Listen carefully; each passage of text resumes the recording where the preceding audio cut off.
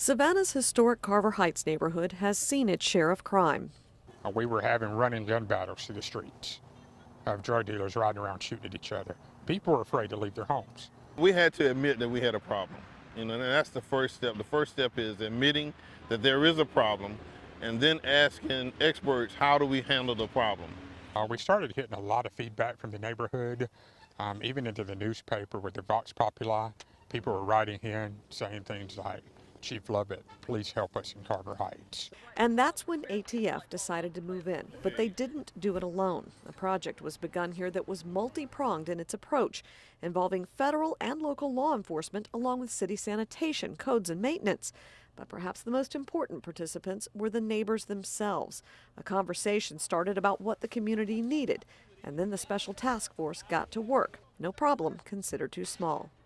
We set up weekends where we had some of our kids, some of our senior citizens to come out, and we did a clean sweep of the community. They cleaned up the streets and blighted properties with help from the city.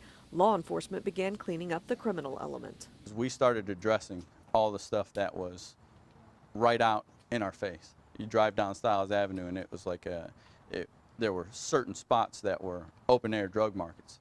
Some known drug houses were torn down after being seized in busts. People started seeing doors being kicked down. They started seeing arrests being made. Seeing positive things happen and authorities doing what they said they would, trust was built. More neighbors began opening up, talking to authorities about what the deeper problems were and who was causing them.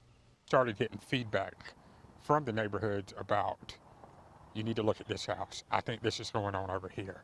Can you help us do this? A billboard placed in the heart of the community encouraged the open dialogue between everyone involved. We didn't just open a dialogue with the neighbors. We opened a dialogue with the criminal element as well. We advised them that we were here, what the rules were, what the standards were that we expected them to abide by, and some did and some didn't. Those that didn't paid the price. Federal involvement bringing harsher sentences. It made a big difference because the criminal element in Carver Heights that was polluting the streets with narcotics and drugs and violence and intimidation, it was different for them. There was a federal hammer behind the community policing project. The community started seeing an immediate difference, and 14 months later, violent crime was down nearly 64%. I think what's helped Carver Heights was a couple of things. A community of hardworking citizens who had absolutely enough. And a police department that was willing to ask for some help to be able to really make some very significant cases against people who really victimized this community for years. The federal push has ended, but the overall project is ongoing. Neighbors here now understand that the cleanup that began with them won't be maintained without their help. There is something everybody can do.